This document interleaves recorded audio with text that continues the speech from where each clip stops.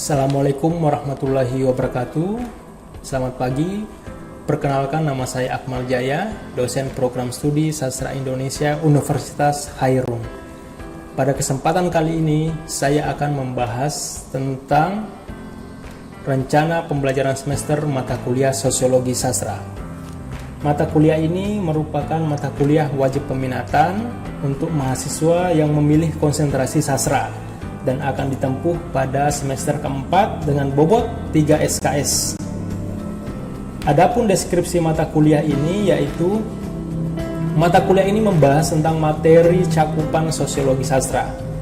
Sosiologi sastra secara institusional, sejarah perkembangan sosiologi sastra di Eropa dan juga di Indonesia, teori-teori sosiologi sastra, juga membahas teori Marxis, hegemoni Gramsci, gender, sosiologi sastra pengarang, karya sastra, dan pembaca.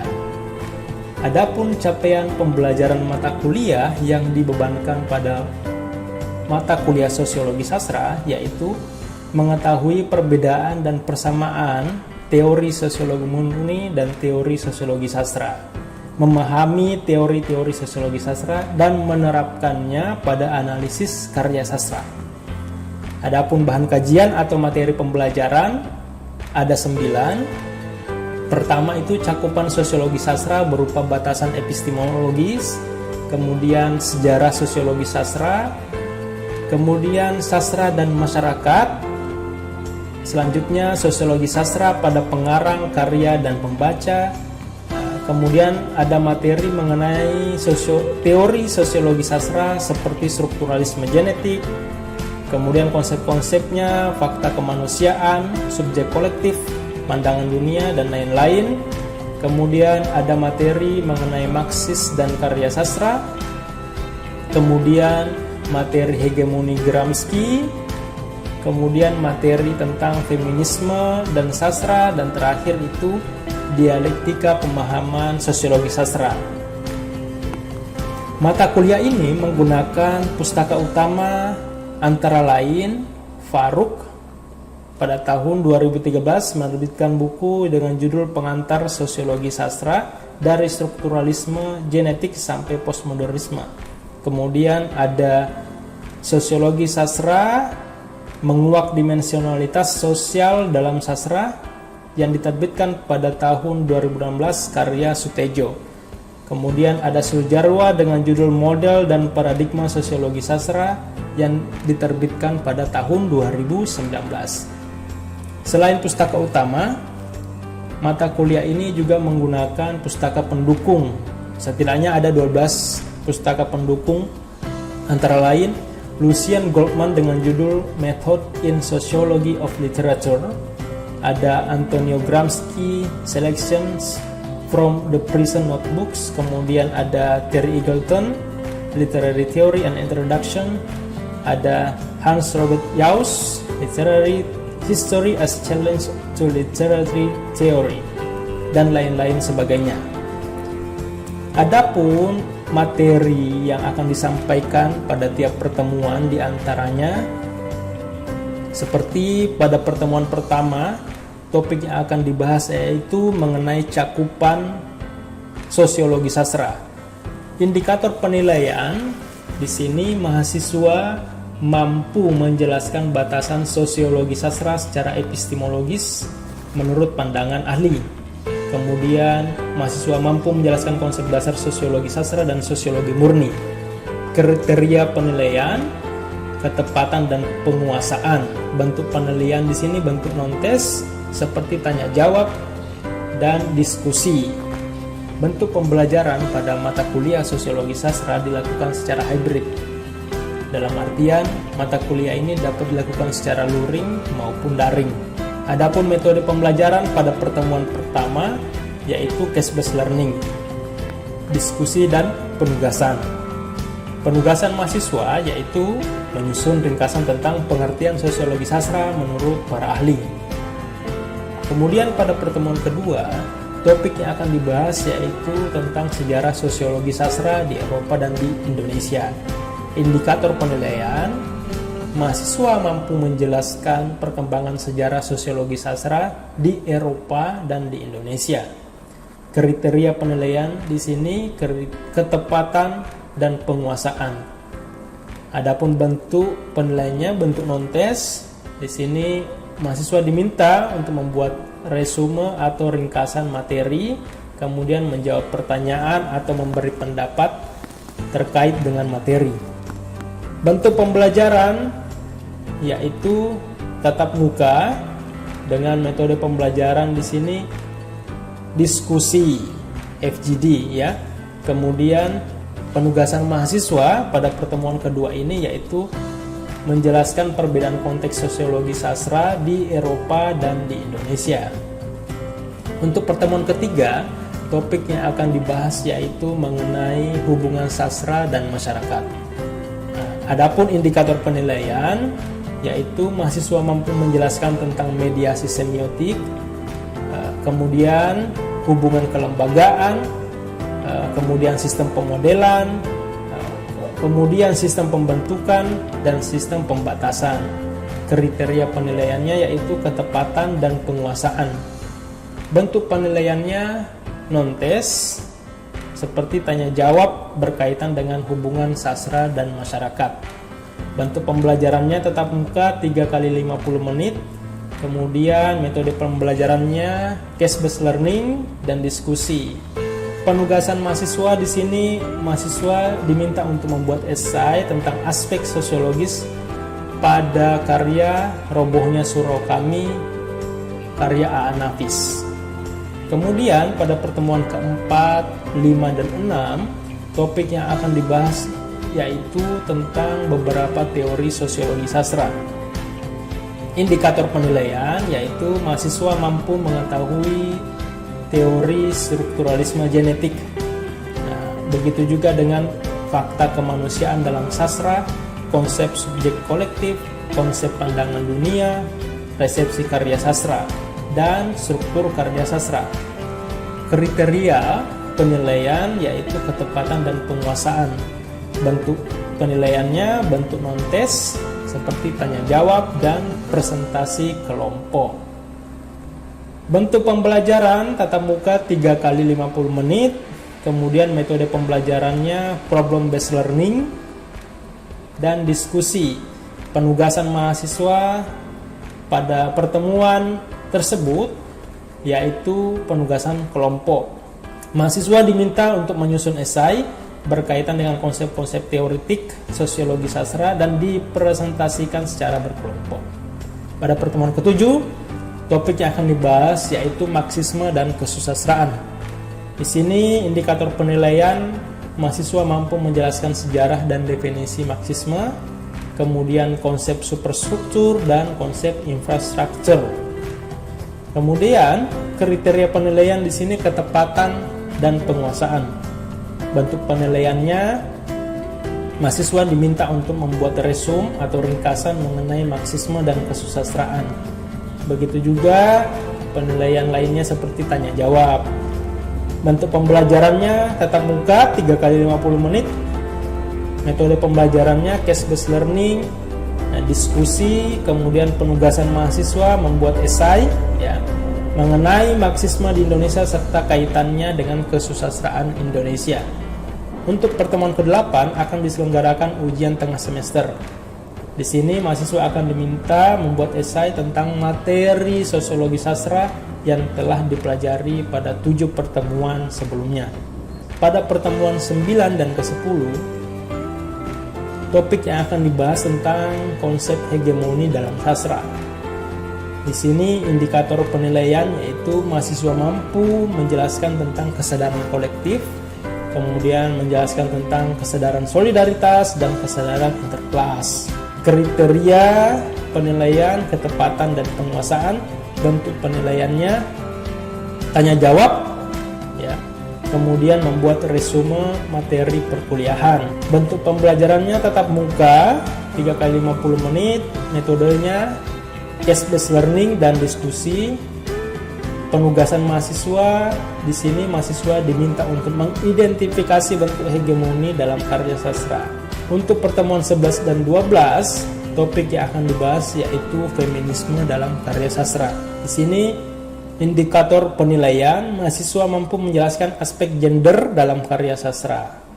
Kemudian menjelaskan tentang relasi kuasa, emansipasi, dan kekerasan simbolik. Di sini kriteria penilaian yaitu ketepatan dan penguasaan. Nah, bentuk penilaiannya non-tes, tanya jawab ya, membuat kesimpulan dari pertemuan. Bentuk pembelajarannya tatap muka. Nah, metode pembelajaran, diskusi, dan case-based learning. Penugasan mahasiswa yaitu mengidentifikasi persoalan gender dalam karya sastra. Untuk pertemuan 13, 14, dan 15, topik yang akan dibahas yaitu model analisis sosiologi sastra. Pada 3 pertemuan ini, mahasiswa akan diminta untuk menganalisis karya sastra menggunakan teori-teori yang telah dipelajari. Indikator penilaian, mahasiswa mampu mengidentifikasi variabel-variabel teoretik paradigma sosiologi sastra, ya. Kemudian menerapkan konsep-konsep teoretik, mahasiswa mampu menganalisis karya sastra. Nah, kriteria penilaian, ketepatan, dan penguasaan. Bentuk penilaiannya non-tes. Di sini diskusi mengenai persoalan-persoalan yang menjadi fokus analisis sosiologi sastra. Bentuk perkuliahan, pembelajaran kuliah tatap muka. Metode pembelajaran case-based learning dan diskusi.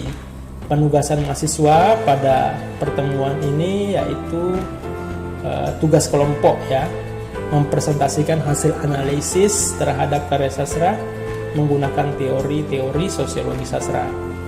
Untuk pertemuan terakhir, pertemuan ke-16 akan diselenggarakan ujian akhir semester. Nah, pada ujian akhir semester ini mahasiswa diminta untuk menyetorkan atau menyerahkan makalah mengenai analisis sastra menggunakan teori-teori sosiologi sastra yang dipilih. Adapun bentuk suasana perkuliahan mata kuliah sosiologi sastra dapat disimak pada video berikut ini. Terima kasih. Sekalian, Assalamualaikum warahmatullahi wabarakatuh. Dan ketemu lagi ya pada pertemuan ketiga. Pada kesempatan kali ini, saya harap rekan-rekan masih dalam kondisi sehat, fit ya, meskipun dalam mungkin masa-masa berpuasa ya. Oke, sebelum kita mulai, di sini yang kalian lihat ini daftar hadir yang saya akan sebutkan namanya ya. Azhari Rizky, Sutriana hadir, Sri Ulandari Rauf, Nur Hasia Ahamzah, oke, Karlina Kardi tidak hadir, Fitria Muhammad, Amelia Laode hadir, Lis Fadila, oke, rekan-rekan sekalian, hari ini kita akan membahas sastra dan masyarakat. Ya, ini saya coba perbesar. Sastra dan masyarakat. Oke ya, jadi pada pertemuan sebelumnya kita sudah bahas tentang apa itu sastra, ya, bagaimana sastra hidup di masyarakat. Nah, sekarang hubungannya apa? Namun sebelum sampai ke sini, saya terlebih dahulu ingin bertanya ya, mengembalikan mungkin, merefresh ingatan teman-teman tentang apa itu sastra? Ya, apa itu sastra? Mungkin ada yang ingin berbicara, berkomentar tentang apa itu sastra? Oke, sastra. Silahkan. Sastra adalah suatu karya dari seorang Sastra adalah sesuatu yang membuat orang itu seperti senang sastra juga memberikan pembelajaran kepada orang-orang, bukan hanya memperlihatkan keindahannya, tetapi memberikan pelajaran kepada orang-orang bahwa sastra bukan cuma hanya memperlihatkan keindahannya, akan tetapi memberikan pengaruh baik terhadap masyarakat. Yang lain? Ya silakan.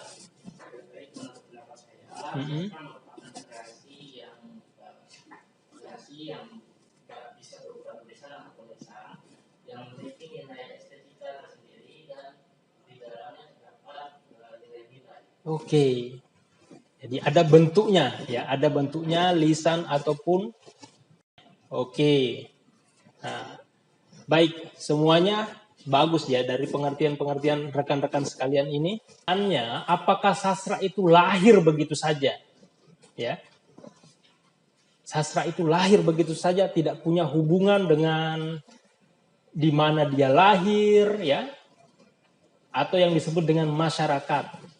Oke, jadi tujuan perkuliahan kita kali ini mengetahui hubungan sastra dan masyarakat.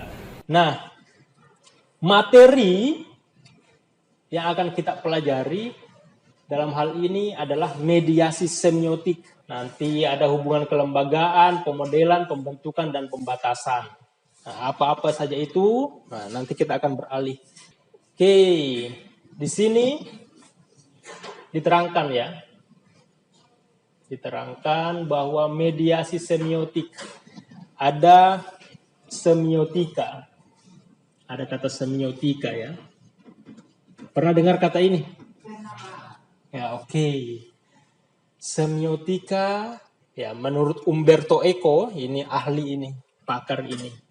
Umberto Eco itu, dia mengatakan bahwa semiotika itu adalah ilmu yang mempelajari tentang bentangan luas, ya. Bentangan luas objek, ada objek, peristiwa, dan seluruh kebudayaan sebagai tanda. Jadi semiotika itu yang ini ilmu yang mempelajari tentang tanda. Tanda itu bisa berupa objek, bisa berupa peristiwa, bisa sebuah nilai kebudayaan, ya. Itu menurutnya Umberto Eco. Ya. Menurutnya Umberto Eco. Jadi tanda dipahami sebagai konvensi sosial. Apa itu konvensi? Ya. Kesepakatan. Ya. Konvensi itu kesepakatan sosial atau kode sosial.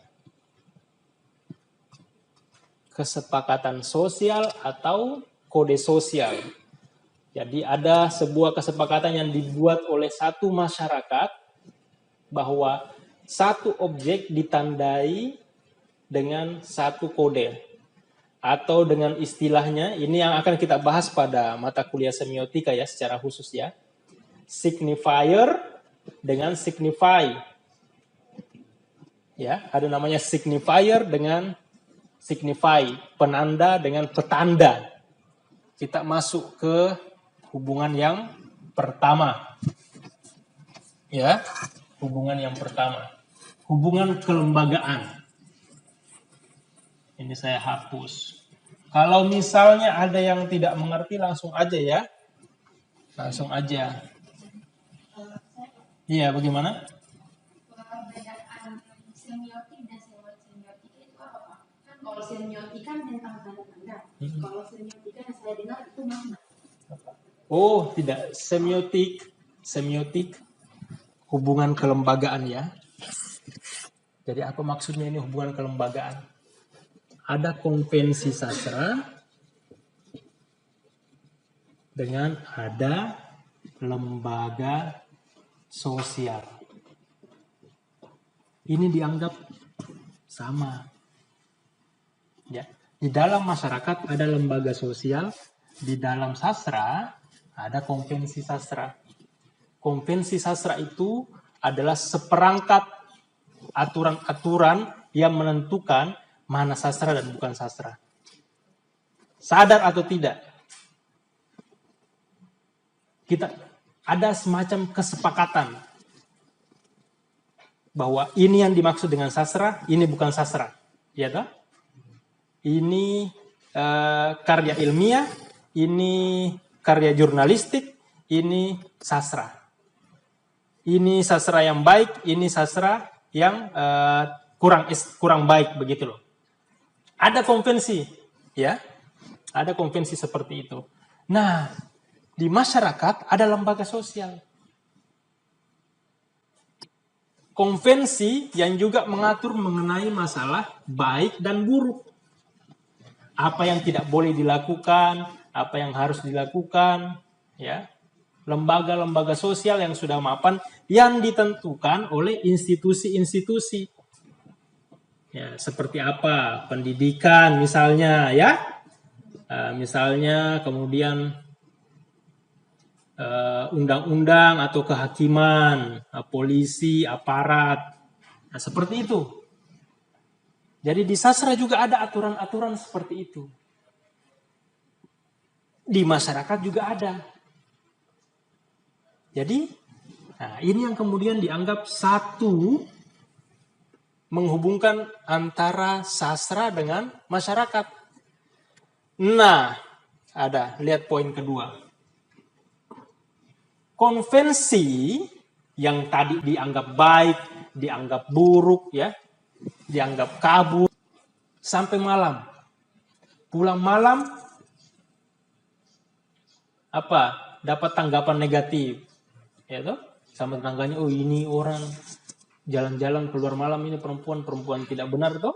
Padahal dia pergi bekerja. Kalau tidak bekerja tidak makan. Siapa yang mau kasih makan? Ya, nah, itu maksudnya. Oke, kita lihat hubungan pemodelan.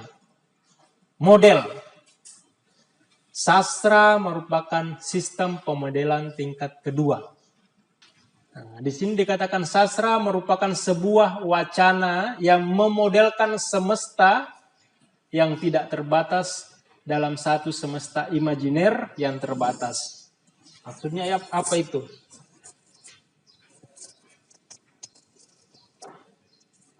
Kata wacana. Apa itu wacana?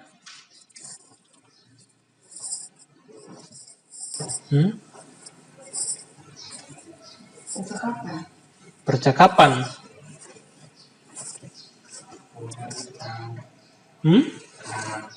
Karangan. Yang lain? Buku bacaan. Oke. Mungkin itu ya yang paling familiar ya. Nah, tapi wacana sebenarnya lebih dari itu. Wacana punya power. Ya. Jadi wacana itu adalah seperangkat ujaran-ujaran, aneka ujaran-ujaran atau pembicaraan tentang sesuatu hal, ya, tentang sesuatu hal yang kemudian mempunyai power untuk mempengaruhi. Misalnya, wacana tentang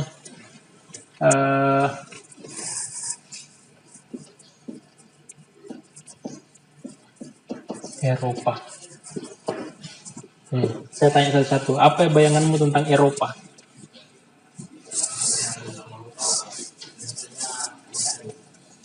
Oke, industri canggih-canggih. Yang lain?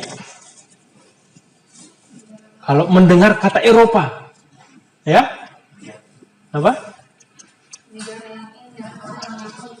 Negara indah. Negara indah. Terus? Ada lagi? Kalau dengar kata Eropa? Maju. Oke, sekarang Afrika. Asia ya, anggaplah Afrika. Apa yang kamu bayangkan?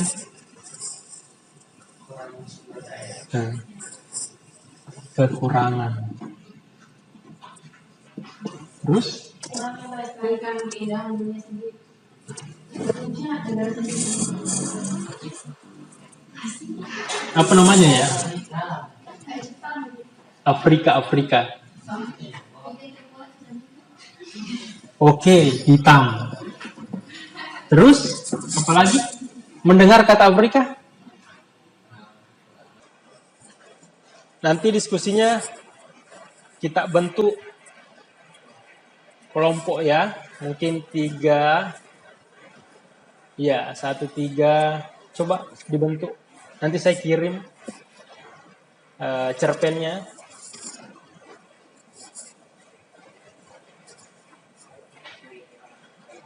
Coba lihat ini. Robohnya surau kami. Coba di menumpang bis, Tuhan akan mendekat pasar. Dari judulnya ya, robohnya surau kami. Surau itu apa? Surau kami. Ada surau, ada kata surau di situ. Kira-kira bayangan kalian apa di sini? Membaca kata surau. Surau itu apa tadi? Ingat ya. Sastra dan masyarakat. Jadi ada wacana. Jadi ada roboh, ada surau, ada beribadah, kemudian roboh. Sebenarnya yang ingin diceritakan ini bangunan surau yang roboh, atau sebenarnya orang sudah meninggalkan atau lupa urusan akhirat.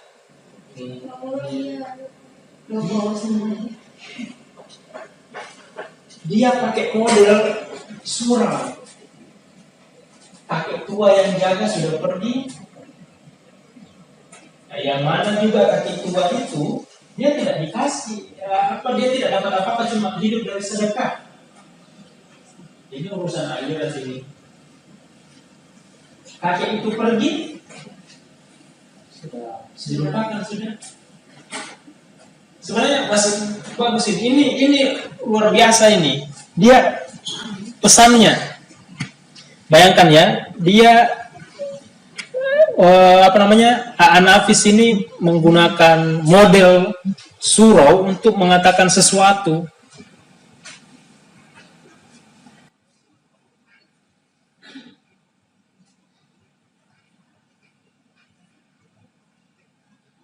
Ya. Nah, karena begini, rekan-rekan, karena memang waktunya juga sudah terbatas ya. Mungkin kalau kita bisa minggu depan kita akan lanjut diskusi selanjutnya ya. Oke? Masih dengan kelompok yang sama, mungkin lebih baik